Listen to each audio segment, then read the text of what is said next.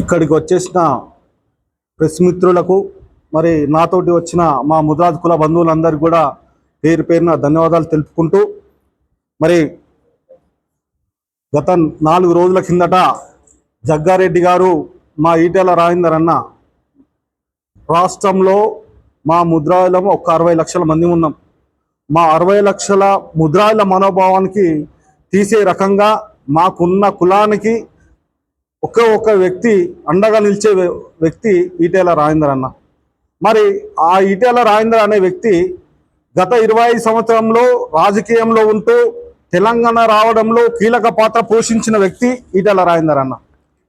మరి కేసీఆర్ ఆ రోజుల్లో కూడా ఢిల్లీలో ఉంటే తెలంగాణలో ఉండి 4 ముఖ్యమంత్రులతో కొట్లాడి తెలంగాణ రావడానికి ఆయన సొంత భూములను అమ్ముకొని మరి తెలంగాణ నీళ్లు నిధులు పిల్లలకు నియామకాలు జరుగుతాయని రాజశేఖర్ రెడ్డితో పట్టుబట్టి కొట్లాడిన వ్యక్తి ఈటెల రాజేందర్ అన్న. ఇవాళ ఆయన ఇంటికి పోతే ఏ ముఖ్యమంత్రి పెట్టాడు భోజనం, నువ్వు ఏ రాష్ట్రం నుంచి వచ్చినావు, ఏ నియోజకవర్గం నుంచి వచ్చినావు, నీ సమస్య ఏముంది అని మాట్లాడే వ్యక్తి ఏ రాష్ట్ర ముఖ్యమంత్రి పెట్టాడు. ఆయన ఇంటికి పోతే పొద్దున్న లేవగానే టిఫిన్ పెడతారు, మధ్యాహ్నం రాగానే భోజనం పెట్టిన తర్వాత నీ సమస్య ఏందే, పెద్దోడు అయితే అన్నాన్ని సంబోధిస్తాడు, అన్నాన్ని పలకరిస్తే తమ్ముడు అని పలకరించే వ్యక్తి ఈటెల రాజేందర్. అటువంటి వ్యక్తి మీద గంజాయి తాగుతూ మాట్లాడుతున్నావా ఈటెల రాజేందర్? నువ్వెంత నీ బట్టలిప్పి కొడతా బచ్చాగా అంటావు. ఒరే జగ్గారెడ్డిగా, నీకు మేం 60 లక్షల మంది ఉన్నాం బిడ్డ కొడక, మేము ఒక్క పిలిపిస్తే మేము ఒక్క తిట్లు తిడితే కొడక నువ్వు గుండాయి చచ్చిపోతావు నా కొడక. నువ్వెంతరా, నీ బతికెంతరా? నిన్ను అరే మా పెద్దమ్మ గుడికాడ అరగుండు కొట్టించి బట్టలిప్పి కూడా తీసి నీ గడ్డం గీకి అరగుండుతోడు సంగారెడ్డి మొత్తం దింపుతాం. లుచ్చ నా కొడక, బాడుకో సలే బమ్మర్ది మాక్షణవుడే బొందబడతాం నా కొడక. రాజేందర్ అనే వ్యక్తి ఎవరనుకున్నారా నా కొడక? ఇలా ఆయన ఎవరిని ఉద్దేశించి తిట్టలే.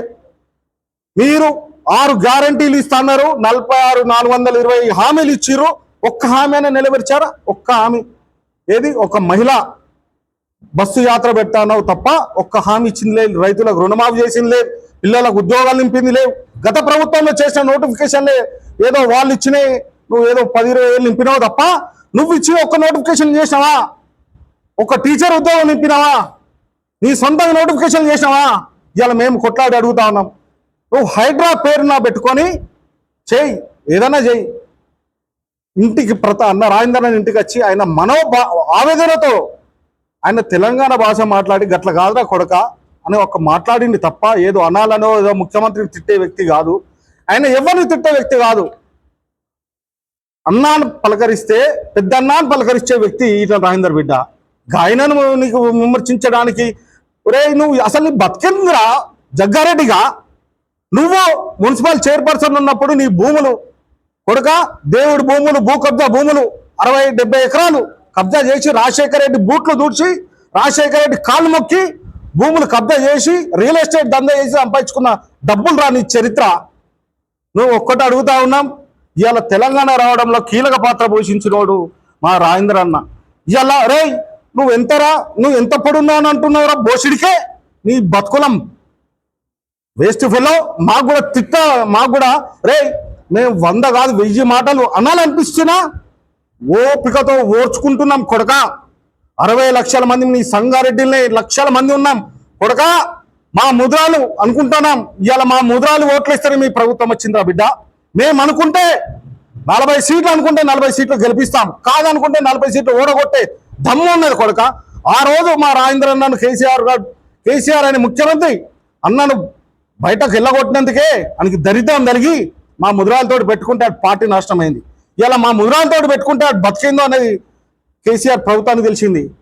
బెటా నీకు నీ ప్రభుత్వానికి గదే పుట్టగతులు లేకుండా చేస్తాం నా కొడుకుల్లారా.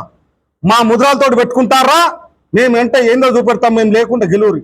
అరే మాకు మీ ముఖ్యమంత్రి అడిగిండు, మీ ముఖ్యమంత్రి గత ఎలక్షన్లో చెప్పిండు కామారెడ్డి సభలో బీసీ డిక్లరేషన్ అని చెప్పి, ఆ బీసీ డిక్లరేషన్లో ముద్రాలు చాలా మంది ఉన్నారని రేవంత్ రెడ్డి గారు మా ముద్రాల గురించి ఆయన ముఖ్యమంత్రి కాకన్నా ముందు రాష్ట్రంలో హైయెస్ట్గా ఉన్న కులాల వ్యక్తి ముద్రాజుల కులం ఉన్నది.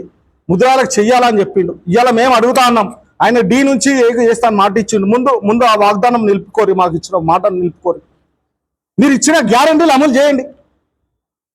ఇవాళ పేద ప్రజల పక్షాన మా రాజేంద్ర అన్న మాట్లాడితే నీకు ఎంత ఉన్నదిరా హరాత, నువ్వు ఎంత పొడున్నావురా, అసలు గంజాయి అని మాట్లాడుతున్నావు కొడుక, నీ మొహం ఎప్పుడైనా అద్దంలో చూసుకున్నావురా గంజాయి నా కొడుక? గంజాయి ఎవడురా? నిన్ను ముఖంలో ఒకసారి అద్దం చూసుకో, ఎవడు తాగినట్టు ఉంటుంది?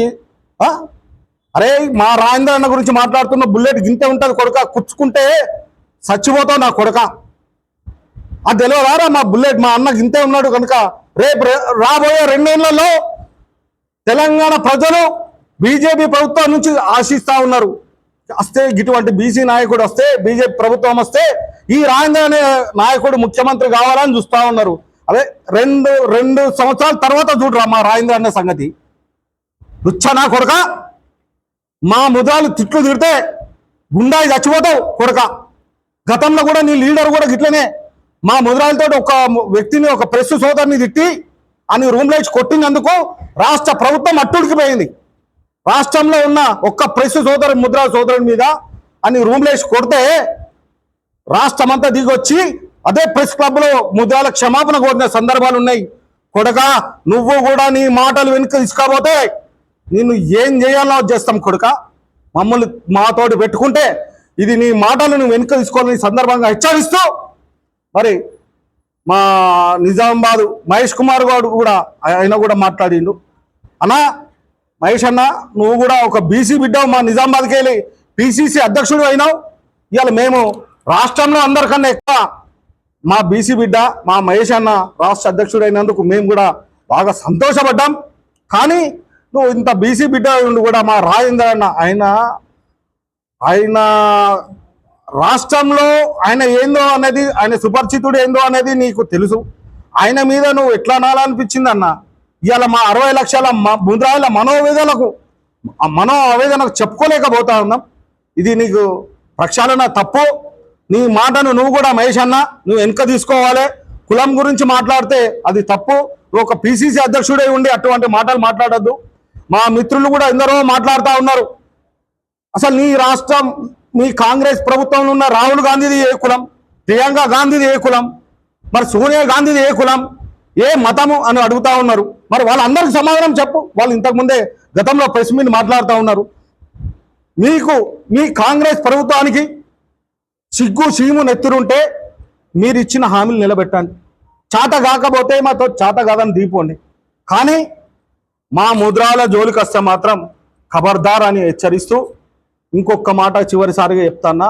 రేపు మా రాజేందర్ అన్న ఇవాళ కేసీఆర్ అంటోకి సేవ చేసి 10 ఏళ్ళు 25 ఏళ్ళు రాజకీయం ఉండి 10 ఏళ్ళు పార్టీని కాపాడితే వాళ్ళు కాదన్నందుకు మా నరేంద్ర మోడీ గారు, మరి అమిత్ షా గారు, మరి మా అన్నను హక్కును చేర్చుకొని పార్టీలో కీలకం బాధ్యతలు అప్పచెప్పారు. రేపు కూడా ఒక బీసీ బిడ్డను ముఖ్యమంత్రి చేస్తానని మరి ఏ ప్రభుత్వం చేయనప్పుడు మరి ఆ బీసీ బిడ్డను ముఖ్యమంత్రి చేస్తా అన్న మాటలు కూడా మోడీ గారు, అమిత్ షా గారు చెప్పారు. రేపు రాబోయే 2 సంవత్సరాల్లో ఎలక్షన్లో మా ముద్రాల అంటే సత్తైందో చూపిస్తాం కొడుకులారా.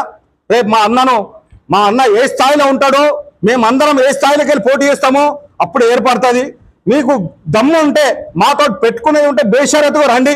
మా ముద్రాలతో పెట్టుకుంటే ఏందనేది మేమందరూ తిరిగి చూపెడతాం.